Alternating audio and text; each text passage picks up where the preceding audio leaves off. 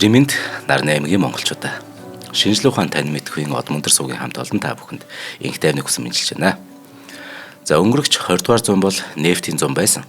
Харин 21 дугаар зуун бол усны зуун болно гэж одоо мэргэжилтнүүд санал нэгдэж байгаа. Усны зуун. Учир нь энэ усны хомсдол гэж зүйл одоо бидний өмнө нүүрлчихэд байгаа. Усны хомсдол газар авахаар юу болох вэ гэхээр олон улсын дунд улс төрийн зөрчил, зэвсэгт мөргөлдөн бүр цаашлаад уснаас үүдэлтэй дайн дажин үүсэх эрсдэлтэй зун гэж үзэж байна. Ийм аюул ялангуяа ойрхон орнод, Африк, Төв Азад бүр хэдийн бодитоор нүүрлээд байгаа. Жишээ нь Израиль, Палестин, Йордан, Ливаны хамарсан Йордан мөрний зөрчил, мөн Египт, Этиоп, Суданы дундх Нийл мөрний зөрчил, мөн 5 Стан улсын дундх Арал тэнгисийн маргаан зэрэг аль хэдийн одоо ингэж ийм зөрчлүүд бий болсон. Тэгэхээр энэ усны зуун гэгдэж байгаа энэ зуунд Монгол улс маань одоо ямар байдалд байна? Бас энэ одоо тэг бэлтгэл ажил хэр хийгдэж байна? Энэ уснаас одоо энэ усны асуудлыг юу болж байгаа гэдгийг ярилцахаар Монголын мянганы сорилтын сангийн гүйцэтгэх захирал инх гэрэл ирсэн баамаа. За танд энэ өдрийн мэндийг хүргэе. За өдрийн мэнд хүргэе. За тэгэхээр энэ усны асуудалтай мянганы одоо сорилтын сан яаж холбогдож байгаа вэ?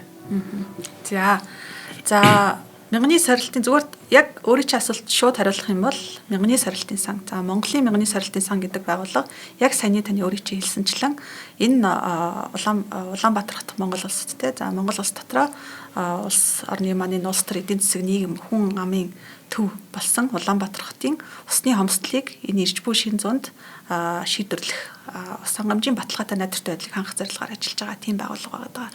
Яг хуу жахаан дэлгэрүүлээд ярьчих тий. Зөвшөөрөл хүмүүс би ядгийн хорон холиод идгийн мянганы сорилтын сан гэхээр танахч ажил одоо стил ажиллаж байгаа юм уу өргөжлүүлээд ажиллаж байгаа юм уу та хэд чинь 2008 онд нөгөө компакт гэрээ Монголын мянганы сорилтын сан гэж ажиллаж исэн танахч Америкийн байгууллага билүү гэх мэтчлээ одоо хорон тольж утгах бодлох төрөлдөх тийм асуудал бол гардаг л да. За зүгээр товчхон мэдээлэл олгоод хэлэхэд Монголын мянганы сорилтын сан гэдэг бол Монгол байгууллага. За ямар зорилготой байгуулагдсан байгууллага вэ гэхээр яг саяны одоо бидний хэлсэн усны асуудлаар усны хомсдлыг шийдэх гэж хэрэгжүүлж байгаа Монгол Америкийн хооронд байгуулагдсан олон улсын гэрээг байгуулахаар хэрэгжүүлэхээр байгуулагдсан ийм байгууллага байгаа юм. Мянганы сорилтын корпорац гэдэг бас нэг байгууллага бий. Бас олон мянганы сорилттай. За мянганы сорилтын корпорац гэдэг маань болохоор Америк байгууллага байдгийг. Тий. Мянганы сорилтын корпорац гэдэг маань өөрөө одоо энэ компакт гэрээг хэрэгжүүлэхэд шаардлагатай буцалт тусламжийн санхүүжилтийг олгож байгаа Америк нэгдсэн улсын төрийн департаментын доор байдаг ийм засгийн газрын харьяа ийм агентлаг байгаа. Тэгэхээр ерөөсөө Монгол Америкийн хооронд Улаанбаатар хотын усны асуудлыг шийдвэрлэхээр байгуулсан олон улсын гэрээг хэрэгжүүлэх зорилготой Монголын мянганы сорилтын сан ажиллаж байна л гэсэн үг товчхондоо хэлэх юм бэл. Тэгэхээр Улаанбаатар хотод усны асуудал одоо энэ чинь одоо 2015 6 оны үеийн тухай ярьж байгаа тийм бараг тэр хавцаа ярина. Тэгэхээр тухайн үед Улаанбаатар хотод за 2000 одоо чинь одоо 26 он гэхэд усны асуудал үүсэх юм байна гэж урьдчилж хараад энэ гэрээг хийсэн гэсэн үг. Яг зөв. Ер нь бол нөгөө монголчууд юу гэж байдаг ч нэрсэн хань ашгарав гэдэг те. Бас зөвхөн монголч гэлтгүй одоо ингээд олон асуудлуудыг харахад бол ингээд тулгамдаад айл хэдийн үүсч бий болоод үр дагавар нь хүмүүсийн амьдралд те том жижиг хэмжээгээр илрээд эхэлсэн хойно нь одоо тэр асуудлыг шийдэх гэдгээд ухаан ороод шийдэл боловсруулах гэдэг ингээд хойноос нь хөөж асуудлыг шийдэх тийм реакц үзүүлэх байгаар л явдаг. Энэ компакт гэрээ одоо компакт гэрээгээд энэ усны компактын нэг онцлог нь юу вэ гэхлээр асуудлыг тохиолдохоос өмнө энэ том асуудлыг эрсдлийг учрахаас өмнө амдаж шийдвэрлэж байгаагаар онцлог. За таны хэлсэн яг энэ хоёр дахь компакт гэрээ усны гэрээг боловсруулах ажил бол 2015-16 онд эхэлсэн байдаг. За энэ компакт гэрээг боловсруулах үед бол усны салбарт хөрөнгө оруулалт хийнэ гэдэг шийдвэр гарахаас өмнө яасан бэ гэхлээр за Монгол улсад ямар асуудлууд тулгамдж байгаа юм бэ? За бүр тодорхойлоод хэлэх юм бол энэ Монгол гэдэг улсын эдийн засгийн өсөлтийг ямар үндсэн суурь асуудлууд чөдөрлөд байна вэ? Боомлоод байна вэ гэдэг ийм судалгааг хийхэд бол усны асуудал мэдээж гарч ирсэн. За тэгээ усны асуудлаа наривчлаад дэлгэрүүлээд судлаад байсан чи юу гэж гарч ирсэн бэ гэхлээр 2020 оны дунд үеэс за тухайн үед бол нэг 2024 5 он гэж ярьж ирсэн юм. За 2020 оны дунд үеэс яах нь гэхлээр Улаанбаатар хотын усных нь эрэлтэн нийлүүлэлтэйгээ тэнцэхнэ. Өөрөөр хэлбэл манай хотын одоо хэрэгжилж байгаа усны их усрууд байгаа шүү дээ тийм. Манайхны одоо ингэж татаж нас устж хэрэгэлдэг юм усны их усрууд байгаа. За энэ усны их усруудаас тогтвортойгоор олборлж болох усных нь хэмжээ нь за хүн ам болон одоо үйлдвэр аж ахуйн нэгжүүд эдийн засгийн зориулалтаар ашиглаж байгаа энэ нийт усны эрэлтдэг бол тэнцэж ирэх нэ. За тэгэхээр энэ усны нийлүүлэлтээ нэмэгдүүлэх боломжтой одоо усныхаа их усрыг нэмэгдүүлэх ийм арга хэмжээ шуурхаа аваагүй тохиолдолд удахгүй эрэлт нийлүүлэлт нь бол одоо ингээд эрэлт нийлүүлэлтээсээ даваад явчих нэ. Эрэлт нийлүүлэлтээсээ давна гэдэг нь юу гэдгийг бүгдээрээ мэдчихэж байгаа. Энэ бол зах зээл дээр хомсдол үүсдэг гэдэг шүү дээ. Зах зээлх яваа тий. Тэгэхээр өөрөөр хэлбэл усны хомсдол руу бол ингээд ажмаар болгож орох ийм одоо асуудал бол бий болж байгаа юм байна шүү гэдэг судалгааг бол 10 жилийн өмнө хийсэн байдаг. Тэгэхээр яг энэ эрсдлийг, энэ томоохон хэмжээний эрсдлийг тохиолдохоос өмнө учрахаас өмнө урьдчилан сэргийлэх зорилгоор ирж байгаа олон 10 жилийн хугацаанд Улаанбаатар хотын ус хангамжийг найдвартай хангах зорилгоор л энэ ажил бол хийгдэж байгаа гэсэн. Тэгэхээр ингэж ойлгож болох юм шүү дээ. За одоо яг 2026 онд сая бид одоо цахилгаан тасрахыг бол өстой өдөр болго үзлээ. Тэр ямар хэцүү вэ те? Ажил хийчих болдгоо бүр ингээд юу ч төлөвлөж болдгоо. Энэ ус тасар нөгөө цахилгаан тасарснаас болоод гэтэл эн чинь хэрвээ 10 жилийн өмнө үүнийг олж харж л байсан мөртлөө юу ч хийгүйгээс болоод ингээд цахилгаан тасраад байгаа шүү дээ. Хэрвээ одоо та бүхэн энэ ажлыг хийгээг бол одоо тэр судалгаагаар 2026 онд та өдөртөө 1-2 удаа ус тасрах ч юм уу тийм үзэгдэл болно гэдгийг л олж харсан гэсэн үг тий. Одоо би тэгж ойлгож байгаа зөв. Яг уу би зүгээр одоо хар үгээр хэлэхэд ус хангамжийн асуудлыг усны ус хангамжийн асуудлыг би юу гэж хараад байдаг вэ гэхээр дэд бүтцэл хүний биеэр зүрлэх юм илэх шиг. Яадаг вэ гэхээр ажимдад ороотой л яваад байдаг. Дороотой бол доголдоол эн тэндээ ингээл юу н одоо дэд бүтцэн муудаал те шугам хоолой нийлэгдээд л эн тэнэгээрээ ус алдаал ингээл тэгсэн мөртлөө ингээл өргөө гүйцэтгэл яваад байдаг. Яг бүрэн ингээд зогсоод бүрэн фейлдхийн цагтлах хүнгийн анзаардаг. Хүү яа чи юу болчихваа гэд те. Гэтэл эрчим хүчний салбарыг бол бид нэг ингээд янз бүрийн доголдол том жижиг асуудал одоо станцууд дээр доголдол гарлаа гэтэл тэр дараа бидэрт мэдэрдэг. Тухайн үед 1 2 30 40 минутыг цахилгаан тасраад буцаа сэрэгдэг ч юм уу те. Гэтэл ус хангамжийн асуудалд бол одоо нөгөө дэд бүтц нь өөрөө нүднээс талд байдаг. Үйлчлэг нь бол одоо доглоод сажлаад ч болсон ингээд бидний гарт хүрээд байдаг учраас хүмүүс бол бүр ингээд болцсон ханил анзаархаас биш одоо ингээд тухай бүр юм жижиг одоо хэмжээний асуудлуудыг бол анзаараад байдгүй. За яг түүнтэй адилхан ус хангамжид хэрвээ одоо ингээд бид нар энэ шийдтэй дөрвтэй хэрвээ арга хэмжээ аваагүйсэн бол яг хүлээх шууд өнөө маргаашгүй одоо карантины ус тасрах юм уу? За ийм асуудал бол харьцангуй гайгүй. Яагаад ирэх вэ гэхээр цагаараа одоо энэ их усрыг байгуулна гэдэг чинь Улаанбаатар хотын хэмжээний ийм том хотын суурь дэд бүтц тусны их усрыг байгуулна гэдэг бол өөр хугацаа шаардсан ажил. Тэгэхээр өөрөөр хэлбэл энд өдийн хэмжээний асуудлыг андаж шийдэж байна гэдэг нь яг төдийн хэмжээний хугацаагаар энэ эрсдэл учраад тодорхой хэмжээнд бидний амьдралын чанар хүмүүсийн амьдралын чанар за түүнээс гадна энэ чинь бол нийгмийн эдийн засгийн байдал өөрөөр хэлбэл ус ашигладгүй үйлдвэр аж ахуйн нэгж байхгүй шүү дээ. Бид нар одоо ингээл жишээлбэл нэг шинэ барилга барих шинэ үйлдвэр байгуулахад усны техникийн нөхцөл гэж авдаг тийм. Тэгэхээр тэр техникийн нөхцөлтэй хязгаарлагдаад эдийн засгийн өсөлтөнд жишээлбэл одоо жишээл явдаггүй. Шинэ үйлдвэр байгуул үйлдвэр өргөжүүлэх гэхлээр уучлаарай тий усны их усрал одоохондоо ханаас авч тодорхойгүй байна. Ус хангамжийн асуудалтай байна гэдэг ч юм ингээд аажимдаа ингээд өнөө маргааштай шууд ингээд амьдралдаа тулаад ирэхгүйгээр аажимдаа ингээд алсураа хөгжил эдийн засгийн хөгжил хүн амын одоо эрүүл ахуй амьдралын чанарт ингээд аажимдаа боомлж нөлөөлж идэг ийм л суур асуудал байгаа. Тийм байна. Эдийн засгийн хөгжлийг боомлж байгаа юм тий. Тэрнээс манай гэрт ус байлаа гэд нөгөө сэтгэл ханах ш. Харин би одоо гэрээсээ гараад нэг талхыг худалдаж авах мөнгө байл илүү их болж байгаа юм байна шүү дээ. Утга нь тэр чинь эдийн засгийн тэр чигээр нь боомлж байгаа юм чинь. За тэгэхээр за энийг олж хараад за ингээд Америкийн тэр одоо корпорациас ингээ мөнгө өгөхөр боллоо. Юу хийж эхэлсэн бэ? Одоо энэ чинь 10 жилийн дотор юу хийсэн бэ? За 10 жилийн дотор гэхээр 10 жил гэхээр их хугацаа юм шиг сонсогдож магадгүй. Яг хувийн амьдралд бол айгүй их хугацаа шүү дээ 10 жил гэдэг чинь. Ухамсарт амьдралын 10 жилийн хугацаа гэхээр маш их хугацаа. Зүгээр яг өдийн хэмжээний 2 сая 1 саяас 2 сая орчим хүний ус хангамжийн асуудлыг ирэх за аль биесээр бол 40-50 жил. За бүр албан бусаар ингээд ярих юм бол ирэх 100 жилийн хугацаанд хүн амын усны аюул байдлыг хангах ус хангамжийн одоо найдвартай байдлыг хангана гэдэг бол өөрөө маш том ажил. За тэгэхээр энэ 10 жилийн хугацаанд бол юу хийсэн бэ гэхээр бэлтгэл ажлыг бол маш сайн хийсэн. За мэдээж судална. За зураг төслөө боловсруулна, эдийн засгийн үндэслэлөө боловсруулна, холбогдох тооцоо судалгаагаа хийн. За энэ ажил бол хийсэн. За яг идэвхтэй хэрэгжсэн хугацаа бол яг сүүлийн 5 жилийн хугацаа байгаа юм. За Америкуудын тавьдаг шаардлага хатуу. Яагад гэвэл бидний энэ монголчуудынхаа Улаанбаатарчуудынхаа ус хангамжийн асуудлыг шийдэж байгаа энэ мөнгө бол ерөөсөө одоо зээл биш, хөнгөлөлтөд зээлч биш бүр. Ерөөсөө буцалтгүй тусламж. Өөрөөр хэлбэл энэ бол эргэж монголчууд Монголын улсын засгийн газар төлөх шаардлагагүй өгөөмөр сэтгэлээр өгж байгаа буцалтгүй тусламж гэсэн үг байна. Хөнгөлөг тусламжтэй. Тий. За тэгэхээр энэ буцалтгүй тусламж өөрөө одоо яг сайн хэлсэн татвар төлөгчдийн мөнгөөр Америкийн татвар төлөгчдийн мөнгөөр олгож байгаа буцалтгүй тусламж учраас үүний шаардлага шалгуур маш өндөр байдаг. Тэгэхээр яг энэ шаардлага шалгуурын дагуу төсөл хөтөлбөрөөр боловсруулах хэрэгжүүлэх ажлыг бол сүүлийн 5 жилийн хугацаанд маш идэвхтэй хийсэн байна. За яг ямар ажил хийж ийнэ гэвэл одоо манай төслүүдийн талаар бас хүмүүс харьцангуй мэдээлэлтэй байж магадгүй. Гэхдээ бас ерхий мэдээлэл хэлжээ те. За юу яаж байгаа? Ус хангамжийн шинэ их усэр бий болгож байна. За Улаанбаатар хотод одоо яадаг гэхээр 7 их усртэй гэдэг. Манай ус сувгийн удирдах газар гэдэг бүх өргөний тэнд байдаг шүү дээ, хадгалтай байдаг те. За манай ус сувгийн удирдах газрын мэдлэлд бол 7 их усэр байдаг. Тэр 7 их усрээс яадаг гэхээр ус сувгийн удирдах газар шугам болоо насос станцаараа дамжуулаад ус олборлоод за ариутгаад цэвэрлээд мэдээж ундны стандарт нийцүүлж одоо ариутгач цэвэршүүлээд лабораториороо мэдээж хянаад тэгээд бид бүхний өдөр тутмын хэрэглээнд хүргэж идэг.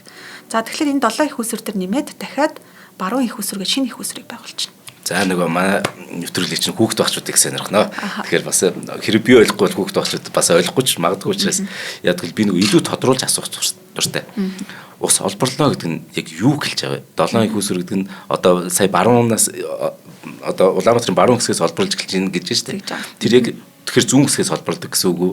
Яг л маань чинь нөгөө хүүхд багчууд их сонирхож байгаа гэдэг үгнээс та илүү тодруулж хэлэхгүй нэг. За тий. Ер нь бол дээд гэдэг одоо гачуурт тэрэлжин тийшээ дээд их усэр гэдэг байгаа. За төвийн их усрүүд гэдэг байгаа. Одоо махын гэдэг мах комбинат их гэдэг одоо гих мэтчлийн юм нэрлсэн тодорхой нэртэй юм Улаанбаатар хотын одоо дээд талаас эхлээд голын одоо урсгалынхаа дээд талаас эхлээд ингээд дагуу явдаг юм 7 их усэр байгаа л гэсэн. Одоо бөөн худгууд байгаа гэсэн. Худгууд байгаа гэсэн. Ер нь гаднаас нь харах юм бол хажуугаар машин тавиад өнгөрөх юм бол хин ч анзаарахгүй. Нэг жижиг шавгар юм жижигхэн пин шиг тийм байрнуудтай нэг том талбай. За нэг төмөр хашаатай байж магадгүй тий. За усны их усэр шүү та битгий ороорой хамгаалалт галтанд ороо идэг шүү гэдээ анзаарах юм бол нэг тийм эзгүй хэр тал цэлийсэн тал харагдана. Гэтэл бидний нүдээр харахад нүцгэн тал шиг харагдаж байгаа тэр газрын чин дор маш нарийн төвхтэй цогц тийм дэд бүтц газар доогоор явж идэг. За өөрөөр хэлбэл энэ жижигхэн тэрний жижигхэн пин шиг ямиг харчаа. За энэ дотор юу л ээж шалив гэжтэй хүн бодож магадгүй те. Гэтэл тэрний чин дор мас дотор нь юу байдаг гэхээр маш өндөр хүчин чадалтай насаас ажиллаж идэг. За тэр насаас бол яадаг вэ гэхээр одоо тухайн их усрийнхээ хүчин чадалтанд тааруулаад газрын дорхоснаас татаж одоо насаас сорулж аваад тэрийгэ тодорхой хэмжээний одоо нөгөө их усрийн цуглуулах саналуугаа аваач чоримтлуулад тэр сан дотроо бол мэдээж одоо тодорхой хар үгээр ярих юм бол тэр сан дотроо одоо ариутгах одоо химийн одоо хлорч гэдэг юм уу те химийн байц шишглаад бас одоо газрын доороос олборлсон түүхийн усаа ариутгаад бид бүхний өдөр тутамдаа хэрэглэж болох тийм хэмжээний ус болгоод эргүүлээд нийслэлийнхээ төвлөрсөн одоо энэ алсны тор шиг хэрчгсэн байгаа энэ олон шугам сүлжээр бол манай сувг өдөрт газар шахаж явдаг гэсэн. Тэгэхээр та бүхэн болохоор эн чинь болохоор дандаа зүүн хавцаа байсан биз дээ Улаанбаатарын. Одоо баруун тал нь гэдэг нь одоо бүр баян зүрх үгүй юу лээ сонгон арга эднээс одоо ус олборлж эхэлж байгаа гэсэн үг. Тэгж байгаа гэсэн үг. Ер нь бол яг Улаанбаатарын баруун доор бол маш том усны нөөц байна гэдэг нь тогтоогдчихсан байдаг. За тэрийг бол харах ашиглаж эхлэхгүй байсан. Одоо яалтчгүй Улаанбаатарын хүн ам эдийн засгийн хөгжил ажил дурчлалтын тэлэлт гэдэг энэ олон хүчин зүйлийн улмаас бол усныхаа энэ их усруудыг бол эдийн засгийн эргэлтэнд оруулах. Мэдээж тэрийг бол одоо учир зүггүй ашиглах нь хаашийн гэхдээ мэдээж нөгөө байгаль орчных нь нөлөөлөх байдлын үнэлгээтэй тэр бүгдийг нь хийгээд тогтвортойгоор одоо эргэж нөхөгдөх хэмжээнд нь тэр нөөцөө ашиглаад явах ийм боломжтойгоор бид нар баруун их усрыг шинээр хөгжүүлж байна гэсэн үг. За энэ бол гэхдээ хэрэгжүүлж байгаа ажлын зөвхөн нэг нь. За усныхаа нийлүүлэлтийг нэмэгдүүлчлээ те одоо бидний авч ашиглаж болох их уср ингээд нэмэгдчихлээ. Нөгөө талаараа юу хийж ийнэ гэвэл одоо ер нь бид нар энэ газрын дорх усаа хэр зэрэг одоо хайрлж хамгаалж байгаа юм бэ? Боломжтой тохиолдолд ягаад усаа дахин ашиглаж болохгүй байгаа юм бэ гэдэг асуудлыг манай одоо олон нийтээс эхлүүлээд мэргэжлийн хүмүүс ч гэсэн байн дэвшүүлдэг шүү дээ. За ягаад ингээд одоо цэвэр усаараа машин угаагаад байна вэ гэж одоо жишээлбэл бидний өдөр тутмын хэрэглэлтэнд гэдэг айгүй нийтлэг жишээ байдаг те. За яг энэ асуудлаар манайх бас юм хийж байгаа. Юу хийж байгаа гэхээр одоо төв цэвэрлэх байгууламж гэдэг одоо бидний хаягдсан усыг цэвэрлээд гаргадаг байгууламж байгаа.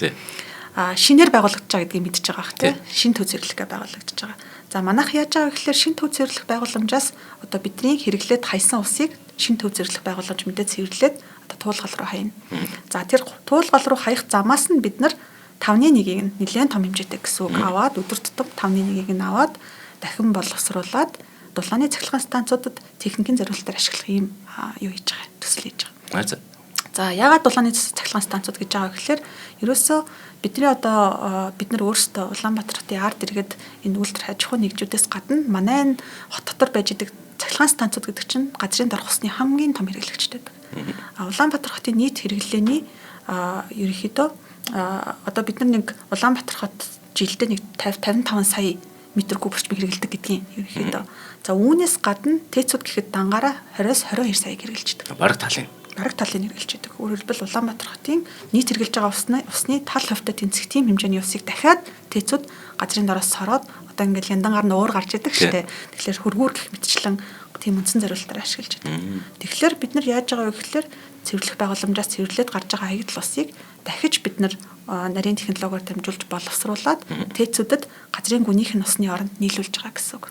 Тэгэхээр төдий хэмжээний усыг бид нар цахилгаан станцууд дээр бол газрын дор усаа хэмнээд цаашдаа ирээдүйн очиж хэрэглээнд үлдээж байна гэсэн үг байна. Тийм байна. Тэгэхээр чи нөгөө одоо нэг 50%-ийг нь л багасгах гэдэг шүү дээ, тий. Тэгэхээр бид нар нөөцөө хадгалах гэдэг шүү дээ. Яг зөв. Тэгэхээр урд нь тэгэхээр чин одоо яадаг гэсэн манай за би нөгөө ахиж асуух гал илүү наривчлаад за би бийцлээ эсвэл усан дорлоо ингээд эн чинь хоолоор яваад тэгээд нэг юу цэвэршүүлэх байгууламжаар орол тэгэл туул руу 100% баг гэдэг гэсэн юм. Тэгдэг гэсэн. Ер нь бол туул гал руу тэр чигээр хаягддаг гэсэн. Бидний хэрэгжилж байгаа ус бол одоо юу гэх юм нэг шулуун цикл ш. Бидний хэрэгжилж байгаа ус явсараад буцаад байгальд хаягдаад байгальд бид нар мэдээж байгалаасаа буцаад толборлдог. Өөрөөр хэлбэл бидний хэрэглээд хаяж байгаа ус хаана ирдэг гэхээр буцаад бид нар дээр ирдэг гэсэн үг.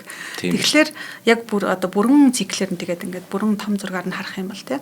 За тэгэхээр төв цэвэрлэх байгууламж өмнө нь яадаг байсан бэ гэхээр татан төвлөрүүлнэ. Өөрөөр хэлбэл айл болгоны карантинаас гарч байгаа ус жижигхэн хоолоогоор дамжаад том хоолоор угаа нийлээ. Том хоолооноос цааш явсаар төв цэвэрлэх байгууламж руу очдог. Төв цэвэрлэх байгууламж маань одоо биологийн болон химийн процессор дамжуулж цэвэрлээд туулгалд одоо байгаль орчинд нийлүүлэх боломжтой болтол нь цэвэрлээд тэгээд туулгал руугаа эргээд хайдаг. Тийм байх ёстой гэсэн үг. Энэ үйл ажиллагаа бол тэгтээ харамсалтай нь бол доголдоод байгаа юм. Тийм байна тий. Би нэг хүмүүст бас нэг мэдээлэл зүгээр хажуугаар ингээс хүргэжээ. Ингээд нэг цамц одоо ингээд би нэг цамц өмссөн байна. Одоо таач гэсэн цамц өмссөн байна тий. Тэгэхээр нэг цамц үйлдвэрлэхэд 2700 литр ус зарцуулт юм байна л да. Энэ чинь 2.7 тонн гэсэн үг тий. Үнэхээр харамсалтай мэдээ шүү дээ чинь. Тэгээ 1 кг хөвөн давуу гаргаж авахд дунджаар 6000 литр ус зарцуулдаг гэж байгаа. Нэг цамц ихэд ингээ 2700. Тэгэхээр дэлхийн хэмжээнд хувцас үйлдвэрлэгчид жишээ нь жил дунджаар 378 тэрбум одоо литр усаар ингээ бүр төөлдөг гэсэн үг л дээ. Тэгэхээр гэтэл юу болсон гэхээр 1980-ад оныхонтой 80-ад онтой харьцуулахаар одоо бидний шүүгээ хувцаар 4 дахин их болсон гинэ. Яг тэгж байгаа. Тэ. Энэ хэрэгцээ шаардлага бидний одоо хүсэл шунал гэсэн үг шүү дээ. Нөгөө ингээд нэг хувцас аваад хитгэн хувцастайгаар баг ингээд стресстэй л. Тэгэхээр энэ шунлыг хангахаар тэгэхээр түргэн хувцас гэж нэрлээд нөгөө fast fashion гэдэг тийм тэр компаниуд улам л их загвар гаргадаг.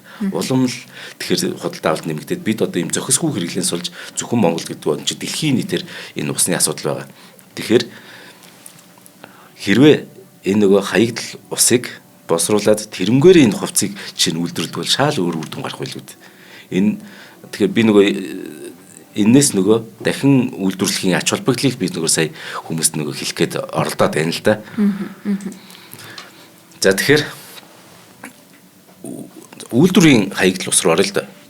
Одоо зөвхөн сая бид яг тэ нөгөө өөрсдөө усанд ороод одоо жорлонд бицад гэнэ тэрийг үйлдвэрийн хаягдл ус гэж бас байгаа тий. Энэ бас их хэмжээний байх уу? Тэгнь.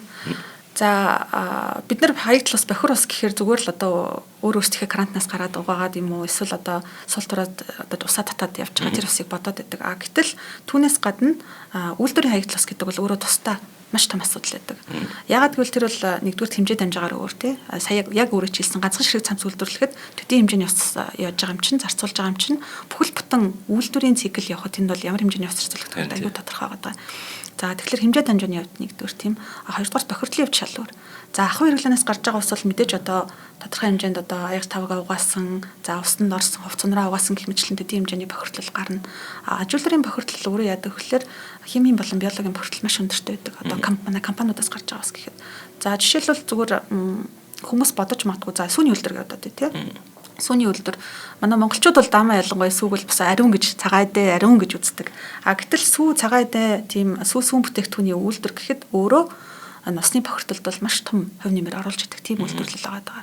сүү ингээд биологийн тийм ямар химийн бодис штэ сүүл юм чинь байгалийн өөрийнх нь бодис штэ яа юу л сүртэй юм дэ тэгэл цэвэрч хөлгүүдэй гэж хүмүүс бодож иж магадгүй. Гэтэл сүүсүүн бүтээгдэхүүнээс гарч идэг сүүсүү бүтээгдэхүүн үйлдвэрлэхэд одоо хэрэглэгдсэн тэр хаяг талааснаас гардаг бодис нь яадаг вэ гэхээр гол руу очиод нийлэхээр гол руу очиод нийлэхээр хүчил төрөгчийг нь бууруулдаг.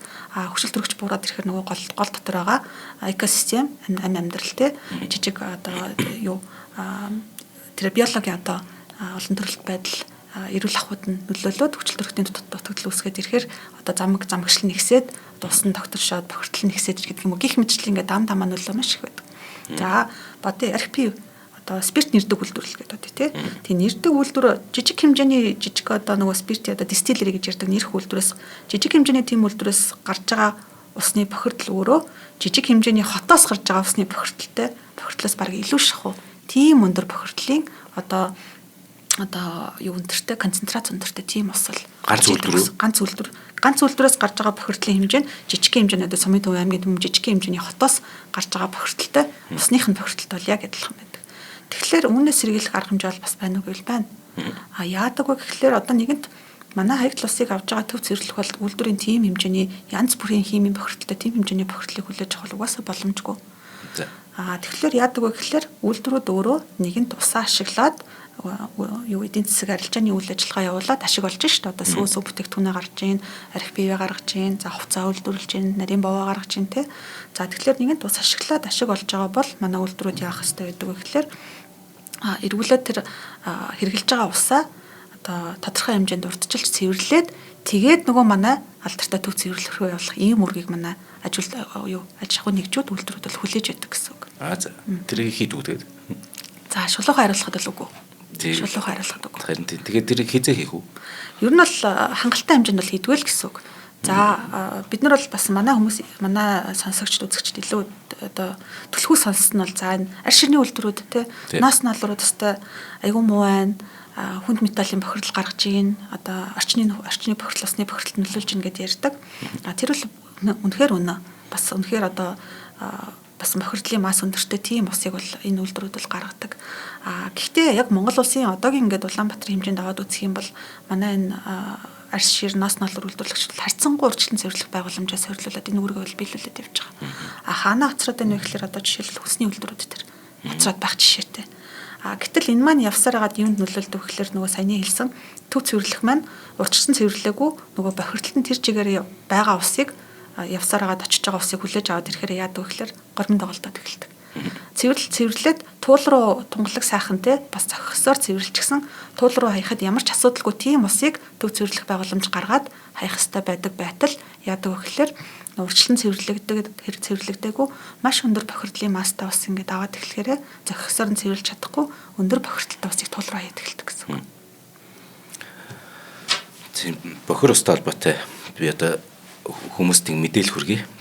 Би яг жоохон дэлхийн хэмжээний мэдээлэл хүргэе за дуушлаараа яг энэ чинь бид нар чинь нэг л хүн төрлөخت юм чинь. 1990 оны байдлаар дэлхийн хэмжээнд нийт 1.2 тэрбум хүн бохир уснаас үүдсэн халдвар төвчнөр өвчлсөн гэж 90 онд. Гэтэл энэ тоо 30 одоо хэдэн жилийн 35 6 жилийн дараа бүр буураагүйгээр барахгүй бүр их болсон. Тэгэхээр яг юу болдог гэхээр одоо ялангуяа залуучууд хүүхдүүд сонсч ивэл ингээл да бид нөгөө их устдаа үнэхээр баярлах хэрэгтэйг бий ойлгуулах гээд энэ ч хаасайг усны хомсдол одоо дэлхийд дээр нүүрлээд байгаа тийм ус зөндөө. Тэгэхээр ус байхгүй болохоор хүн шалбаагч хамаагүй бодог. Үнэхээр бүр тэг голын усаа цэвэршүүлнэ гэж байхгүй шүү дээ. Одоо Пакистан нэрт тэр чигээр л байна шүү дээ. Африк нэрт бүр ярих юм байхгүй. Хачаа амир одоо нэг худаг бүр 10 км-ийн цаана байгаа шүү дээ. Тэгэхээр тэнд бүр уула тэр дотор юу байх вэ? Бөөн юм бактери байгаа. Тэгэхээр үүнээс болоод 21 секунд тутамд нэг хүүхэд өөд болж идэм байна. Тэгэхээр одоо жишээ нь энэ нэвтрүүлгийг хийснээс хойш баг хэдэн 10 хүүхэд одоо энэ бохир уснаас болж өөд болсон бэ гэдэг одоо тооцоолохын аргагүй. Ингээд төсөөлөхөд л амир. Тэгэхээр усны бохирд гэдэг ийм аимшигтай зүйл байдаг. Тэгэхээр бид тэнцээс хол гэд баярлаад байх ш. Бид ингээд сайн сайхан зүйлд хувь нэмрээ оруулах үүрэгтэй бид нар чинь нэг л дэлхий дээр нэг л одоо хүн шүү дээ нэг өөр хүн гэж байхгүй. Тэгэхээр нэг юм асууя л да. Тэгэхээр одоо энэ чинь Америк гэд одоо хамгийн баян улс. тэр татвар төлөгчдийн мөнгөөр одоо чинь Монгол улс гэлтгүй энэ дэлхийд даяар л энэ одоо ямар нэгэн байдлаар тусалж байгаа зөвхөн энэ тусламжийг ганцхан Монгол аваад байгаа юм шүү дээ. Гэхдээ үүнийг яг яаж сонгох юм бэ? За би энэ компакт гэрээ одоо энэ мянган саралтын сангийн хэрэгжүүлж байгаа компакт гэрээн дээр жишээ аваад яриа те. За Америкийн нэгдсэн улсаас бол энэ компакт гэрээг бол өссөн болгонтой байгуулдаг. Өссөн улс болгонтой байгуулдаг. За даамаа ялангуяа манайхан санаж байгаа 2008-аас 13 онд бас л компакт гэрээг хэрэгжсэн шүү дээ. Ерөөхдөө тэр мессүүд дээр тийм мэрэгжлийн сургалт үйлдвэрлэлийн төвүүд дээр, за эмнэлгүүд дээр гэх мэтчлээ одоо ингээд агаарын бохирдлын чиглэлээр гэх мэтчлээ ингээд тодорхой арга хэмжээ хэрэгжүүлсэн юм төсөл болсон. За хоёр дахь удаага бас яг адилхан буцалгүй тусламж өгөөд ийм томоохон хэмжээний төсөл хөтөлбөр хэрэгжүүлэх шаардлага шалгуурыг хангахад бол маш хэцүү байсан. За яадаг вэ гэхээр за одоо танах Монгол бол манай сайн анд нөхөд юм а гэд мэдээж тэр бол нөлөөлжлгүй яах вэ? Адилхан одоо ардчилсан үндэс зүйлстэй. За мэдээж манай 3 дахь хөршийн бодлого гэд мэдээж тийм утга агуулгын хувьд бол мэдээж чухал хүчин зүйлс байлгүй яах вэ? Гэхдээ үүнээсээ дутхгүй ач холбогдолтой нь юу гэдэг вэ гэхээр за Монгол улсад бид нар эдийн засгийн хөгжлийг одоо боомлж байгаа сааруулж байгаа энэ том асуудлыг шийдэрэй гэд бид нар татвар төлөгчдийнхээ мөнгөөс буцалгүй тусламж өгч जैन. Зээлч биш, хөнгөлтэй зээлч биш те. Бид нар бол энийг эргүүлж төлөхгүй гэсэн үг.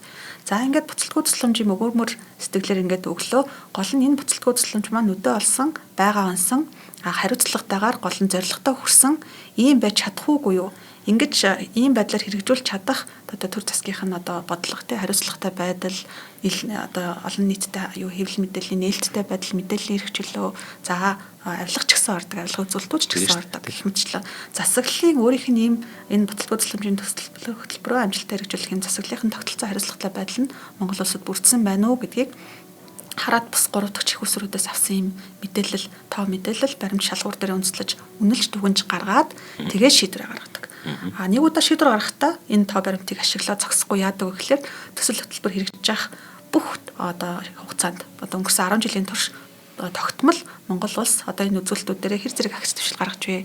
Ухарч уу, урагшилж уу гэдгийг бол ингээ хэмжээд явдаг гэсэн үг.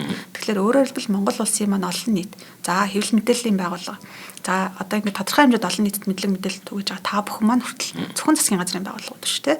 Тэгэхээр энэ бүх салбарууд нийлээд ийм тогтолцоогоо бүрдүүлж чадчихснараа бид нар энэ хоёр дахь компакт гэрээг Америкийн нэгдсэн улстай байгуулад усныхаа асуудлыг шийдвэрлэх гээд шийдэх гээд ийм том хэмжээний 350 сая долларын хөрөнгө оруулалт буцалгүй тусламж авчихад явж байгаа. 350 сая доллар юм яасан өгөөмөр сайхан арт хүн гэдэг нэр тогломж гэж чинь маш их мөнгө шүү дээ.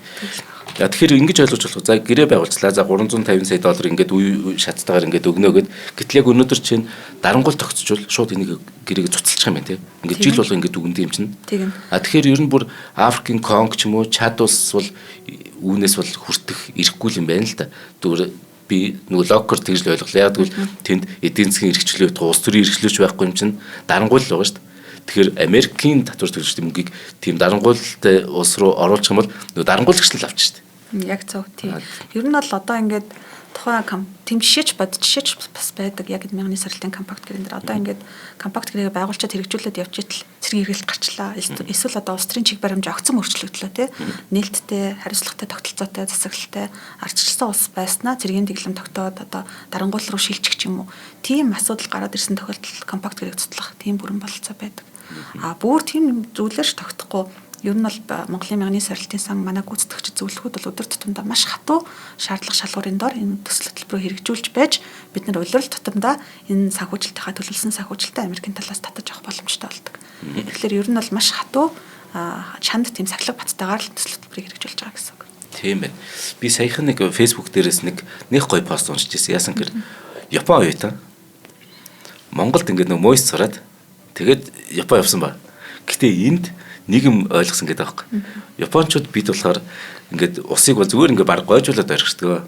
Монголд харин хүн болгон усаа ингээд хаагааз те ингээд бүр химнээд ариг гамтай байхыг би сурчаад үүнийгээ би харин Япон хүмүүст хэлэхээр одоо би Япон руу явж байна. Би баг энэ мойс сурсан эрдэм мэдлэгээс илүү нэг чухал зүйлийг ойлгочоод буцчаад би баяртай байна гэдэг Facebook дээр яасан чинь миний сэтгэл маш их хөдөлсөн. Гэтэ эн чинь бас цаана нэг юм хэлээд ш. Дэлхийд даяар ус бол нөгөө жигд хууралтай биш. Зарим улс орн их сайхан усны ундрахтай байгаад зарим нь бол үнэхээр хэцүү шүү дээ. Монгол аль хавьд яв нэг хүн өдөрт хэдэн литр ус хэрглэж байна. Бусад ингээ улс орнуудтай харьцуулахад.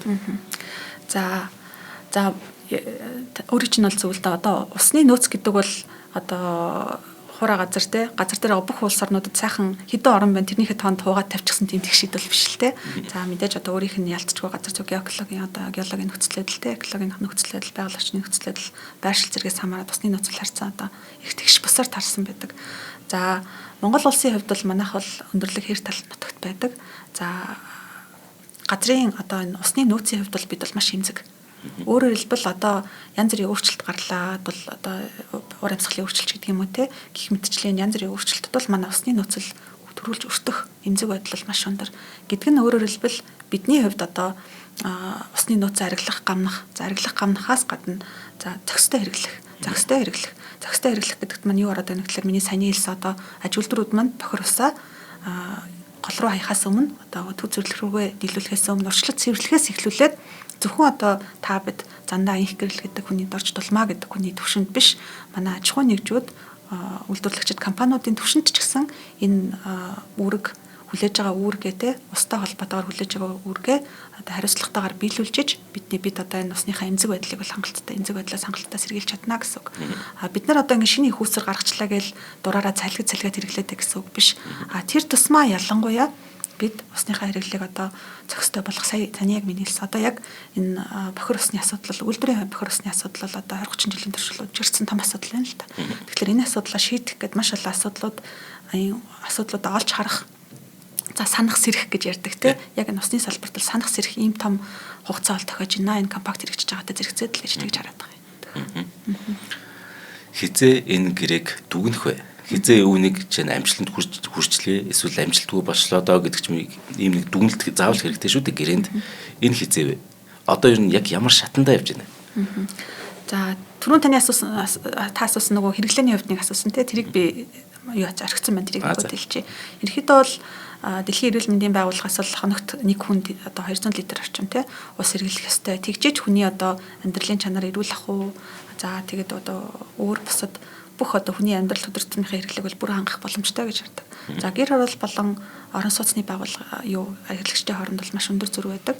Манай орон сууцны хэрэглэгчд бол энэ усныхаа хэрэглээг бол хангалттай авдаг мэдээж янз бүрийн хязгаарлалт авахгүйгээр манай гэр хороолын хэрэглэгчд бол нэг 50 литр орчим байна гэж гараад байдаг. 4 дахин байгаа юм уу? Тийм байгаад байдаг. Тэгэхээр ер нь бол бас л усны хүртээмжийн асуудал бол Монгол улсад Улаанбаатар хотноо одоо 2026 онд бол байгаад л байна гэсэн үг. За гэрээ үнэлж дүгнэх асуудал бол за усны энэ дэд бүтцийн асуудал ажил бол усны асуудлыг шийднэ гэдэг нь ерөөсөө нэг удаа нэг төсөл юм уу 5 жилийн хугацаанд нэг төсөл хэрэгжүүлээд шийдчих асуудал биш. За яг гэрээ үнэлж дүгнэх асуудал бол одоо 2021 онд манай идэвхтэй хэрэгжилт эхэлсэн. За Америкт ямар шаардлага тавьдаг вэ гэхээр та нар яг 5 жилийн хугацаанд энийг хэрэгжүүл дуусга. 3 сарын 31-нд эхэлсэн бол 5 жилийн дараа 26 оныхаа 3 сарын 31-нд бүх төсөл төлбөр хэрэгжүүлээд дууссан бай гэдэг тийм шаардлага тавьдаг. Тэгэхээр манайх бол албан ёсоор 2026 оны 3 сарын 31-нд манай бүх төсөл төлбөрийн ажлууд нь амжиж хэрэгжээд за цаашдаа ингээд дараагийнхаа одоо батоно бамбраа шилжүүлэх гэдэг шиг одоо энэ цаашдаа энэ хөрөнгө оруулалтуудыг маань үйлдвэрүүдийг маань ажлыг маань хариуцж авах одоо хүмүүстэй бид нар ажиллаа шилжүүлээд ингээд явна гэсэн үг. Үргэлжлээд явна гэсэн үг. За үр дүнгийн хувьд бол Америкийн талаас яаж явдаг вэ гэхээр хэрэгжээд дуусны дараа мониторинг явдаг. За томоохон хөрөнгө оруулалт хийгдчихлээ. Энэ хөрөнгө оруулалт маань үдэ олж юу? За бидний хүсчүүлж тооцож исэн үр дүн эдийн засгийн өрөө гэж юу гарч ийн үү? Улаанбаатар хотын ус хангамж өнөхөр бодитойгоор нэмэгдчихв үү? Ус хангамжинд бодитойгоор нэмэгдснээр Улаанбаатар хотын маань одоо хүн амын болон хүн ардын болон одоо эдийн засгийн амьдрал үйл ажиллагаа ингээд сайжраад өргөжөд хэлээд эхлэв гэвчлээ энэ бүх одоо тооцоо судалгааг бол одоо өөрсдөө нэгний сарлын корпорац Америкийн талаас л харж хинж явдаг. За ингэж явсаар хагаад яадаг гэхээр 2028-29 онд бол дахиад нэг тайлан гарна. За Монгол улсад хийсэн энэ хөрөнгө оруулалт маань амжилттай боллоо. Хүсчлэж исэн үр дүндээ хүрлээ. За тэгээд энэ тоо судалгаагаа юунд ашигладаг вэ гэхээр дараа нь Монгол улстай яг адилхан одоо ижил төстэй төсөл хөтөлбөрүүд хэрэгжүүлэх тийм хэрэгцээ шаардлага гарлаа гэхэд за Монгол улстай бид нар өмнө нь хамтран ажиллахад Монгол улс маань өөрөг хариуцлагаа сайн биелүүлсэн байна. Төсөл хөтөлбөр маань амжилттай болсон байна. Тийм болохоор дараагийн хөрөнгө оруулалтын шийдвэрт бол бид нар нааштай хандаж болох нэ ч гэдэг юм уу. Гэвчлэн ийм тийм өндөр дэд түвшний ийм шийдвэр гаргалтанд бол ашиглагдаад явдаг л гэсэн үг. Яг монголчуудын хувьд төсөл хөтөлбөрийн үр дүн яаж дуусах хэвтэй вэ? Энэ бол дуусахгүй. Энэ бол үргэлжлээд явах хэвтэй. За өдөр тутамдаа одоо ус хангамжийн систем бол ерөөсөө өдөр тутамдаа арчилж додомдож те явах хэвээр ийм систем. За тэгэхээр засаж сайжруулаад явах хэвээр. Тэгэхээр өмнөд одоо хүний нөөц нь бэлэн үү? мэрэгжлийн боловсрууччин маань сувгийн удирдах газарт болон бусад одоо орон нутгийн хэмжээнд хүний нөөц маань бэлэн байна уу? За хүний нөөцөөсөө гадна одоо дүрм журм маань байна уу тий? За компьютераар ярих юм бол нөгөө техник хангамж, програм хангамж гэдээ ярьдаг штэ. Хардвер, софтвер гэдээ ярьдаг. Хардверийг одоо бид нар барилга байгууламж, дэд бүтэц гэж бодох юм бол тэр хардвераар маань дамжиж гүйх софтвер буюу програм хангамж, бодлого зохицуулалт маань хүн хүч маань бэлэн үү гэд ингээд бүх талаас нь харж манай Монгол улс л төр засгийн түвшиндөө дараагийнхаа бодлогыг хэрэгжүүлж авч явах ёстой л гэсэн үг. За одоо миний асууж байгаа юмд бити гайхаарэ яг үгүй гайхах л гэдэг байхгүй. Би хачаач юм ярьд. За би шийдтэн гэж бодъё л та гэдэг байхгүй. За би өөрийгөө Америкт нэгдсэн улс гэж бодъё бүр. За тэгсэн чинь Мягны сорилтын сангийн одоо 3 дахь компакт гэрээг хийх боломж олдлоо гэж бодъё. Би зүгээр ингээд төсөөлж байгаа шүү. Ингээд одоо 350 сая доллар бишээ. Би бүр 1 тэрбум доллар өгье. 10 жилийн хугацаанд та бүхэн энэ ажлаа үргэлжлүүлнэ гэд ингээд ийм сайхан гэрээ хийх боломж олдлоо. Гэтэ 1 тэрбум төгрөгийг би зүгээр өгч байгаа шүү. Бүр зээлмэл биш бас. Хэрэг ийм боломж байвал та яг юу хиймээрэ? Зөв. Яг энэ мөнгөөр. За яг адилхан ус хангамж усныхаа салбарт гэж байна шүү дээ. Оо за. За ер нь бол хийх ажил ариун байна. Би тэний мөрөөдлийг тэгээд уудлах гэдэггүй. Зөв. Ариун байна. Ерөнхийдөө бол за бид нар бол Улаанбаатар хотын нийт ус хангамжийн асуудлыг шийдэж байгаа. Нийт ус хангамж. Өөрөөр хэлбэл бид нар их усруудыг ингээд бэлэн болгоод өгчлөө. За энэ их бэлэн болгож байгаа одоо суллаж өгж байгаа, бий болгож байгаа энэ их усэр. За түүнээс гадна нөгөө хаягдласыг дахиж ашиглаад хэмнэгдэж байгаа энэ их усрээ та бүхэн маань одоо өөрсдийнхөө одоо Улаанбаатар хотынхаа хөгжлийн төлөвлөгөөтэй хаашаага яаж тэлмээр байгаа юм, яаж орон сууцчлмаар байгаа юм, эсвэл одоо баруун тишээгээ зүүн тишээгээ одоо дагуул суурьшлийн бүсүүд бий болгох гэж байгаа юм уу, тэрнлүүгээ ингээд ашиглаарай гэж бид нар 5 жилийн хугацаанд бол одоо амжуулж чадах чадлаа амжуулаад одоо ингээд их усрууд нь бэлдээд өгчлөө. Гэтэл дараа нь одоо надад 1 тэрбум доллар өгөө. За яг усны салбартаа ажиллаа гэх юм бол юу хийх вэ? За Улаанбаатар хотын хувьд бол мэдээж одоо бид нар нийт ус хангамжийг шийдээд их усрууд бэлдсэн ч гэсэн энэ их усруудаас цаашаа одоо төвийн шугамд холбогддог манай гэр хорооллын айлуу зөндөө байгаа шүү дээ. За ус хангамжийн төвийн ус хангамжийн холбогддог, төвийн бохирд холбогддог. Энэ айлууд их байгаа. Тэгэхээр одоо хангалттай хугацаа, хангалттай мөнгөтэй бол за тэгээд засгийн газрын маань бодлого одоо урт хугацааны бодлого гэдээ байгаа шүү дээ. Одоо бид нар энэ чиглэл рүү хөгжлөнө гэдэг байгаа. Энэ бодлоготойгоо нийцүүлээд боломжтой бол тэр одоо ус хангамжийг аль хашаар авчрах. Ус хангамж болоо одоо ариун цэврийн үйлчлэгийг, ариун дахь татваргын үйлчлэг гэж ярьдаг те бохиросны үйлчлэг. Тэгэхээр ариун дахь татваргын үйлчлэгийг айлын хашаар авчих. За хашаа биш юмаа гэхэд одоо тэр манд барилгачаад ирлээ гэхэд тэр барилга руу ингээд шинээр татах те. Гэт энэ ажлыг бол хийх ёстой юм уу гэж боддог мэдээж. За нөгөө жишээг бол Улаанбаатар хотоор хязгаарлагдахгүйгээр одоо манай энэ компакт л зөвхөн Улаанбаатарт ус хангамж байхгүй юу? За тэгэхээр Улаанбаатар хотоор хязгаарлагдахгүйгээр Монгол улсын ус хангамжийн хувьд гээд ярих юм бол мэдээж одоо манай засаг төр засгийн түвшинч гэсэн яриад байдаг шүү дээ. Одоо говийн бүсийг усч болох те ус татах, гадаргын усыг одоо цуглуулах, хоримтлуулах, үнийг одоо ус хангамжийн бол эрчим хүчний зориулалтаар ашиглах гэдэг юм ингээд маш олон төсөл төлбөрүүд ярьдаг. За энэ төсөл төлбөрүүдийг бол боломжтойг нь судлаад одоо мэдээж одоо бүх тооцоо судалгааг нь хийгээд ус хангамжийнхаа нөөцийг ус хангамжийнхаа одоо аюулгүй доктортой байдлыг бол баталгаажуулж авах нь ялцчгүй чухал юм болов уу гэж тэгж харж байгаа. За яг дандаа өөрөө ярьсан шүү дээ юуныхаа өмнө эхлэхдээ хэлсэн уснаас болоод дай хүртэл гарч ийна гэдэг. Энэ бол ялцчгүй өнөө усны асуудал бол одоо зүгээр та бидний өнөөдөр өдөр тутмын одоо карантинаас гойжуулаад хэрэгжилж байгаа асуудал биш. Ус хангамжийн асуудал бол за бүр үндэсний аюулгүй байдал. За зөвхөн айл гэр одоо үйлдвэрүүд хэрэглэдэг биш эмнэлгүүд хүртэл бас хэрэгжилж байгаа тийм эмнэлэг за тэгээд үндэсний аюулгүй байдал, эдийн засгийн хөгжил, хүн амын эрүүл мэнд, нийгмийн сайн сайхан за бүр усны тэгш бус байдал гэж сая ярьсан бас тийм 52 зүгт хичнээн их зүрх байна. Тийм Исландд бүр өдөрт нэг хүн 700 литр гэсэн шүү дээ. Харин тийм. Тэгэхээр энэ бүх одоо бидний амьдралын өдөр тутам нөгөө өнцөг болон бүр төрж байгаа усныхаа асуудлыг шийдэхэд бол цаашдаа хэрэгжүүлээд явах зүйтэй л гэж тэгж харж байна. За би яг энийг асуусан. Бид чинь нөгөө гоё бэлэгдлэрээ тий амны бэлгэрээ арт юм шүү дээ. Тэгэхээр зүгээр танд хийх юм маш их байгаа гэсэн үг байхгүй. Энд чинь нөгөө таны мөрөөдлийг сонсно гэдэг нь. Тэгэхээр бид магадгүй заавал нөгөө улс орнуудаас тусламж авах биш. Бид өөрсдөө хүчирхэг болоод тодорхой хэмжээний төсвийг тий үүнд яг зарцуулаад тэгээд энэ аимшигтай 21-р зуунд тоглоомчгүй энэ би нөгөө айлах гэж хэлээд байгаа юм шүү. Энэ бодитоор болоод байгаа учраас дэлхийн дээр усны энэ үнэхээр геополитик аимшигтай болж штэ. Энэ дунд бид нар нэг сайхан их тайвныг дунд нь тий ингээд нэг хадгалаад үлдэхийг хүсэж штэ. Нэг ямар нэгэн дайнд бид нар оролцмааргүй штэ. Тэгээ би нөгөө зориуд эхлэхдээ инх тайвныг хүсэн мэнчилж байна гэж зориуд тэгж хэлсэн шалтгаан. Тэгэхээр таны энэ мөрөөдөл биелэх болтугай. Тэгээд мэдээж хэрэг бидэнд угаасаа хийх юм ба хэр бүр хязгааргүй юм гэдэл бүр аймаг сумд болгоныхоо тий айл болгоныг нэг сайхан устаа болгочмоор шүү дээ. Ялангуяа заавал өндөр байшин гэж хаас нэг хашаанда сайхан амьдрын гэж нэг сайхан юм биш. Гэр хороол биш хаус хороол болохыг би бол мөрөөдтэй. Тэхийн тулд нэг л юм дутаад байгаа нэг ус шүү дээ тий. Хэр устаа усаар сайхан ингээд тий халуун хөт устаа ингээд байвал нэр хашаанда сайхан амьдрмаар шүү дээ. Харин.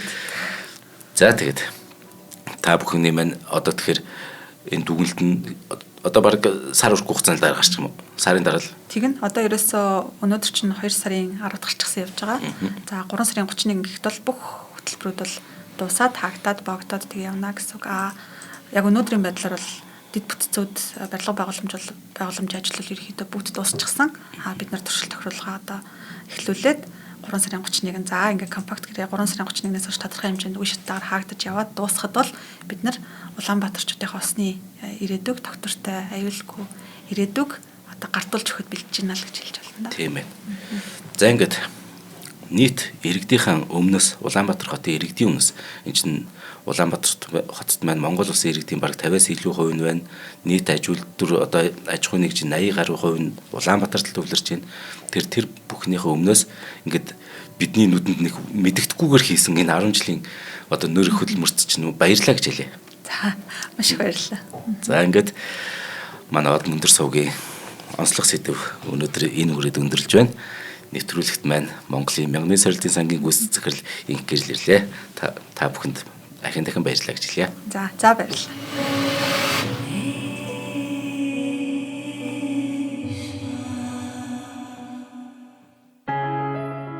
Нэвтрүүлгийг хүлээн авсан Нарны аймгийн монголчуудаа баярлалаа. Од мөндөр сувг нь энэ мэдчлэн таны мэдхүй мянган нэвтрүүлгийг 2026 оны 7 сарын 1 хүртэл та бүхэндээ хүргэх юм. Их хэлээрээ шинжлэх ухаан танин мэдхүйг түгээхийн үлсэд нэгтгэх хүсвэл та бидэнд хандив өгөх боломжтой. Жилдээ ганцхан удаа 100 мянган төгрөгөөр биднийг дэмжснээр шинжлэх ухаан танин мэдхүйг түгээх энэ үйл хэрэг амжилттай үргэлжлэх юм. Од мөндөр нэр дээрх Худлаа өвчлийн банкны дансгаа 4191 Тэг 4518. Та 100 мянган төгрөгөөр шилжүүлэхдээ гүйлгээний утга дээр нь өөрийн нэр болон утасны дугаараа заавал бичээрэй. 100 мянган төгрөг хандалснаар Од мөндөр сувгийн алтан гишүүн болох юм аа. Шинжлэх ухаан танин мэдхгүй Монголд ялах болтугай.